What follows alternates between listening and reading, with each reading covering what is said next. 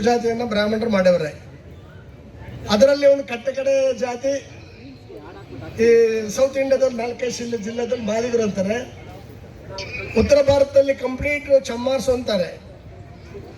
ಹಾಗಾಗಿ ಇವಾಗ ಇಂಡಿಯನ್ ಪಾಪ್ಯುಲೇಷನ್ನಲ್ಲಿ ಭಾರತ ದೇಶದಲ್ಲಿ ಮಾದಿಗರು 15 ಕೋಟಿ ಇದ್ದಾರೆ. ಹಾಗಾಗಿ ರಾಜಕೀಯವಾಗಿ, ಆರ್ಥಿಕವಾಗಿ, ಶಿಕ್ಷಣಿಕವಾಗಿ ಈ ಎಲ್ಲ ವಿಚಾರದಲ್ಲೂ ಕೂಡ ಸೌತ್ ಇಂಡಿಯಾದಲ್ಲಿ ಬಹಳ ಹಿಂದೆ ಬಿದ್ದಿದ್ದಾರೆ. ಹಾಗಾಗಿ ಇವತ್ತು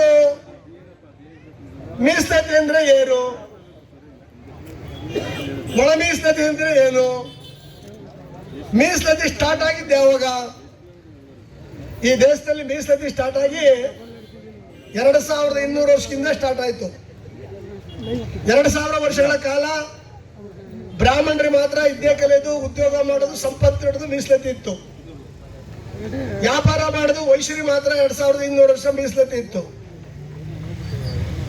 ರಾಜಭಾರ ಮಾಡೋದು ಕ್ಷತ್ರಿಯರಿಗೆ ಮಾತ್ರ ಮೀಸಲಾತಿ ಇತ್ತು.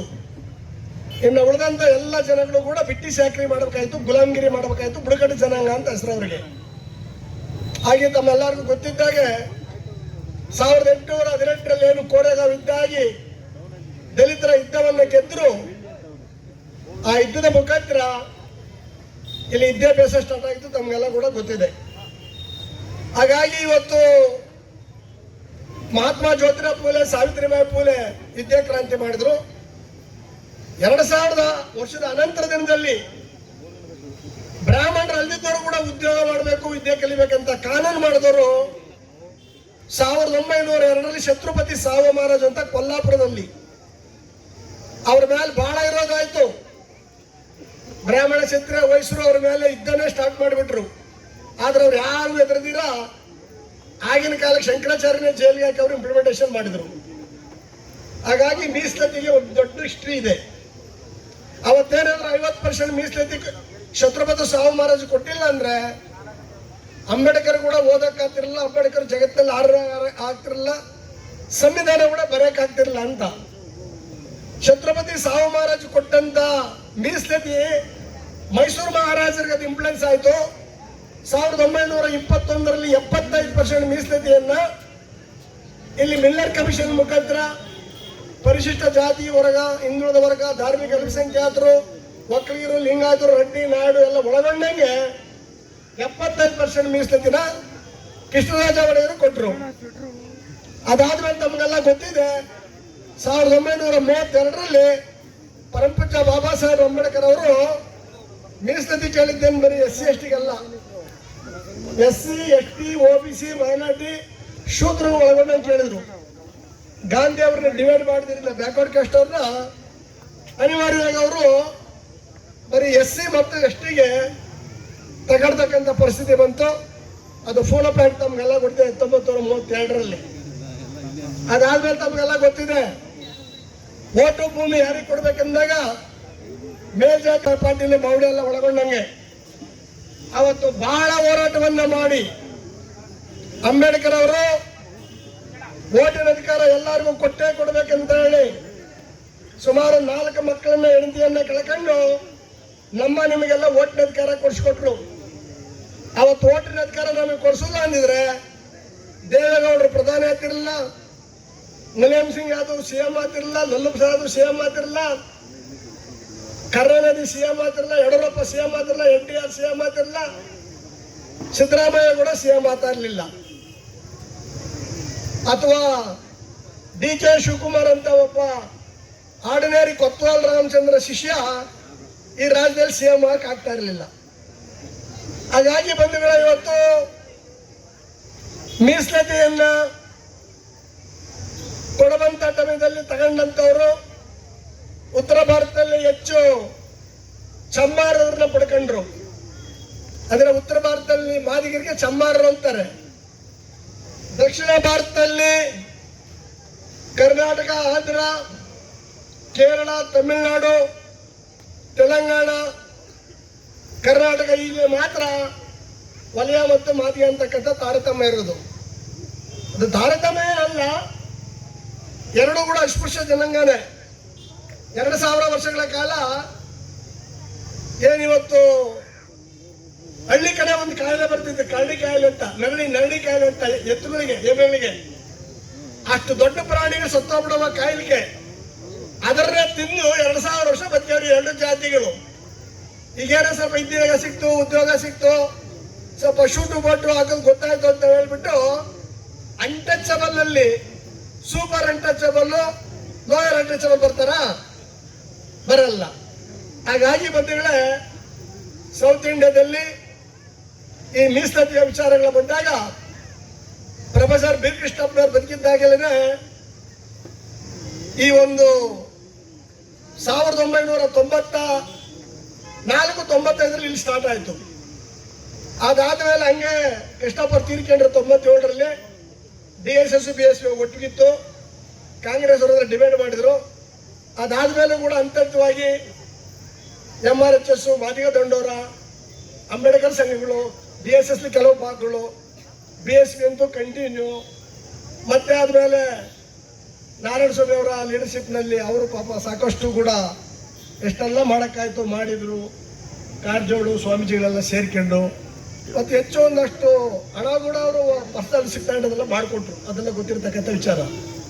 ಹಾಗಾಗಿ ಬಂಧುಗಳೇ, ನಮ್ಮ ವಿಚಾರ ಇವತ್ತು ಏನಾಗಿದೆ ಅಂದ್ರೆ, ಮಾದಿಗರು ಅಂದ್ರೆ ದೇಶದವರೇ ಅಲ್ಲ, ಮಾದಿಗರು ಅಂದ್ರೆ ಯಾರು ಗೊತ್ತಿಲ್ಲ, ಮಾದಿಗರಿಗೂ ಅಂಬೇಡ್ಕರ್ಗೆ ಸಂಬಂಧ ಇಲ್ಲ ಅಂತ ಮಾತಾಡ್ತಕ್ಕಂಥ ಅಯೋಗ್ಯರು ಬಹಳ ಜನ ಇದ್ದಾರೆ. ನಾನು ಬಹಳಷ್ಟು ವೇದಿಕೆಯಲ್ಲಿ ಹೇಳ್ತಾ ಇದ್ದೀನಿ, ನಾನು ಅಂಬೇಡ್ಕರ್ ಅವರು ಯಾವ ಸಮುದಾಯಕ್ಕೂ ಸೇರಿದವರಲ್ಲ. ಈ ದೇಶದಲ್ಲಿ ಇರ್ತಕ್ಕಂಥ ಎಲ್ಲ ಶೋಷಿತ ಸಮುದಾಯಕ್ಕೂ ಸೇರಿದಂತವರು. ಅವ್ರು ಒಲೆಯರಿರ್ಲಿ, ಮಾದಿಗರಿರ್ಲಿ, ಲಂಬಾಡಿ ಇರ್ಲಿ, ಬೋವಿ ಇರ್ಲಿ, ಕೊರ್ಮ ಇರ್ಲಿ, ಕೊಚ್ಚ ಇರ್ಲಿ, ಹಿಂದುಳಿದ ವರ್ಗದ ಕುರುಬರಿರ್ಲಿ, ಕುಂಬಾರಿರ್ಲಿ, ಮುಸಲ್ಮಾನ ಕ್ರಿಶ್ಚಿಯನ್ ಇರ್ಲಿ, ಒಕ್ಕಲಿಗರು, ಲಿಂಗಾಯತರು ಇವತ್ತು ವೋಟಿಂಗ್ ಪವರ್ ಇದೆ ಅಂದ್ರೆ ಬಿಕಾಸ್ ಆಫ್ ಅಂಬೇಡ್ಕರ್ ಅವರು. ಬ್ರಾಹ್ಮಣರ ಹೆಣ್ಮಕ್ಳು ಓದ್ತಾರೆ ಅಂತಾರೆ ಬಿಕಾಸ್ ಅಂಬೇಡ್ಕರ್ ಅವರು. ಹಾಗಾಗಿ ಅಂಬೇಡ್ಕರ್ ಅವರು ಯಾವುದೇ ಒಂದು ಸಮುದಾಯಕ್ಕೆ ಸೇರಿದವರಲ್ಲ. ಒಂದು. ಎರಡನೇದು ಅಂದ್ರೆ ಬಹಳ ಜನಕ್ಕೆ ಮಾಹಿತಿ ಇಲ್ಲ, ಪರಮ ಪೂಜ್ಯ ಬಾಬಾ ಸಾಹೇಬ್ ಅಂಬೇಡ್ಕರ್ ಜೊತೆಯಲ್ಲಿ ಜಾತಿಯನ್ನ ಬ್ರಾಹ್ಮಣರು ಮಾಡ್ಯವರೆ. ಅದರಲ್ಲಿ ಒಂದು ಕಟ್ಟಕಡೆ ಜಾತಿ ಈ ಸೌತ್ ಇಂಡಿಯಾದಲ್ಲಿ 4-5 ಜಿಲ್ಲೆದಲ್ಲಿ ಮಾದಿಗರು ಅಂತಾರೆ. ಉತ್ತರ ಭಾರತದಲ್ಲಿ ಕಂಪ್ಲೀಟ್ ಚಮ್ಮಾರ್ಸ್ ಅಂತಾರೆ. ಹಾಗಾಗಿ ಇವಾಗ ಇಂಡಿಯನ್ ಪಾಪ್ಯುಲೇಷನ್ ನಲ್ಲಿ ಭಾರತ ದೇಶದಲ್ಲಿ ಮಾದಿಗರು 15 ಕೋಟಿ ಇದ್ದಾರೆ. ಹಾಗಾಗಿ ರಾಜಕೀಯವಾಗಿ, ಆರ್ಥಿಕವಾಗಿ, ಶಿಕ್ಷಣಿಕವಾಗಿ ಈ ಎಲ್ಲ ವಿಚಾರದಲ್ಲೂ ಕೂಡ ಸೌತ್ ಇಂಡಿಯಾದಲ್ಲಿ ಬಹಳ ಹಿಂದೆ ಬಿದ್ದಿದ್ದಾರೆ. ಹಾಗಾಗಿ ಇವತ್ತು ಮೀಸಲಾತಿ ಅಂದ್ರೆ ಏನು, ಒಳ ಮೀಸಲಾತಿ ಅಂದ್ರೆ ಏನು, ಮೀಸಲಾತಿ ಸ್ಟಾರ್ಟ್ ಆಗಿದ್ದೆ ಯಾವಾಗ? ಈ ದೇಶದಲ್ಲಿ ಮೀಸಲಾತಿ ಸ್ಟಾರ್ಟ್ ಆಗಿ 2200 ವರ್ಷದಿಂದ ಸ್ಟಾರ್ಟ್ ಆಯ್ತು. 2000 ವರ್ಷಗಳ ಕಾಲ ಬ್ರಾಹ್ಮಣರಿಗೆ ಮಾತ್ರ ವಿದ್ಯೆ ಕಲಿಯೋದು, ಉದ್ಯೋಗ ಮಾಡೋದು, ಸಂಪತ್ತು ಹಿಡಿದು ಮೀಸಲಾತಿ ಇತ್ತು. ವ್ಯಾಪಾರ ಮಾಡೋದು ವೈಶ್ಯರಿಗೆ ಮಾತ್ರ 2200 ವರ್ಷ ಮೀಸಲಾತಿ ಇತ್ತು. ರಾಜಭಾರ ಮಾಡೋದು ಕ್ಷತ್ರಿಯರಿಗೆ ಮಾತ್ರ ಮೀಸಲಾತಿ ಇತ್ತು. ಇನ್ನು ಉಳಿದಂತ ಎಲ್ಲ ಜನಗಳು ಕೂಡ ಬಿಟ್ಟಿ ಚಾಕರಿ ಮಾಡಬೇಕಾಯ್ತು, ಗುಲಾಮಗಿರಿ ಮಾಡಬೇಕಾಯ್ತು, ಬುಡಕಟ್ಟು ಜನಾಂಗ ಅಂತ ಹೆಸರು ಅವರಿಗೆ. ಹಾಗೆ ತಮ್ಮೆಲ್ಲರಿಗೂ ಗೊತ್ತಿದ್ದಾಗೆ 1818ರಲ್ಲಿ ಏನು ಕೋರೆಗಾಂವ್ ಯುದ್ಧಾಗಿ ದಲಿತರ ಯುದ್ಧವನ್ನು ಗೆದ್ರು. ಆ ಯುದ್ಧದ ಮುಖಾಂತರ ಇಲ್ಲಿ ವಿದ್ಯಾಭ್ಯಾಸ ಸ್ಟಾರ್ಟ್ ಆಗಿತ್ತು, ತಮಗೆಲ್ಲ ಕೂಡ ಗೊತ್ತಿದೆ.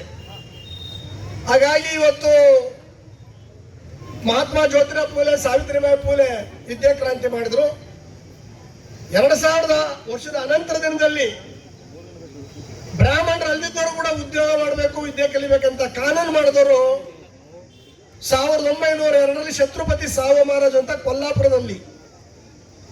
ಅವ್ರ ಮೇಲೆ ಬಹಳ ಇರೋದಾಯ್ತು. ಬ್ರಾಹ್ಮಣ ಕ್ಷತ್ರಿಯ ವೈಶ್ಯರು ಅವ್ರ ಮೇಲೆ ಯುದ್ಧನೇ ಸ್ಟಾರ್ಟ್ ಮಾಡಿಬಿಟ್ರು. ಆದ್ರೆ ಅವ್ರು ಯಾರು ಎದುರದಿರ ಆಗಿನ ಕಾಲಕ್ಕೆ ಶಂಕರಾಚಾರ್ಯನೇ ಜೈಲಿಗೆ ಹಾಕಿ ಅವರು ಇಂಪ್ಲಿಮೆಂಟೇಷನ್ ಮಾಡಿದ್ರು. ಹಾಗಾಗಿ ಮೀಸಲಾತಿಗೆ ಒಂದು ದೊಡ್ಡ ಹಿಸ್ಟ್ರಿ ಇದೆ. ಅವತ್ತೇನಾದ್ರೂ 50% ಮೀಸಲಾತಿ ಛತ್ರಪತಿ ಸಾವು ಮಹಾರಾಜ್ ಕೊಟ್ಟಿಲ್ಲ ಅಂದ್ರೆ ಅಂಬೇಡ್ಕರ್ ಕೂಡ ಓದಕ್ಕಾಗ್ತಿರಲಿಲ್ಲ, ಅಂಬೇಡ್ಕರ್ ಜಗತ್ತಲ್ಲಿ ಆಗ್ತಿರಲಿಲ್ಲ, ಸಂವಿಧಾನ ಕೂಡ ಬರೆಯಕ್ಕಾಗ್ತಿರಲಿಲ್ಲ ಅಂತ. ಛತ್ರಪತಿ ಸಾವು ಮಹಾರಾಜ್ ಕೊಟ್ಟಂತ ಮೀಸಲಾತಿ ಮೈಸೂರು ಮಹಾರಾಜರಿಗೆ ಅದು ಇಂಪ್ಲುಯೆನ್ಸ್ ಆಯ್ತು. 1921ರಲ್ಲಿ 75% ಮೀಸಲಾತಿಯನ್ನ ಇಲ್ಲಿ ಮಿಲ್ಲರ್ ಕಮಿಷನ್ ಮುಖಾಂತರ ಪರಿಶಿಷ್ಟ ಜಾತಿ ವರ್ಗ, ಹಿಂದುಳಿದ ವರ್ಗ, ಧಾರ್ಮಿಕ ಅಲ್ಪಸಂಖ್ಯಾತರು, ಒಕ್ಕಲಿಗರು, ಲಿಂಗಾಯತರು, ರೆಡ್ಡಿ, ನಾಯ್ಡು ಎಲ್ಲ ಒಳಗೊಂಡಂಗೆ 75% ಮೀಸಲಾತಿನ ಕೃಷ್ಣರಾಜ ಒಡೆಯರು ಕೊಟ್ಟರು. ಅದಾದ್ಮೇಲೆ ತಮಗೆಲ್ಲ ಗೊತ್ತಿದೆ, 1932ರಲ್ಲಿ ಪರಮಪೂಜ್ಯ ಬಾಬಾ ಸಾಹೇಬ್ ಅಂಬೇಡ್ಕರ್ ಅವರು ಮೀಸಲಾತಿ ಕೇಳಿದ್ದೇನು ಬರೀ SC STಗೆಲ್ಲ, SC ST OBC ಮೈನಾರಿಟಿ ಶೂದ್ರರು ಒಳಗೊಂಡಂಗೆ ಕೇಳಿದ್ರು.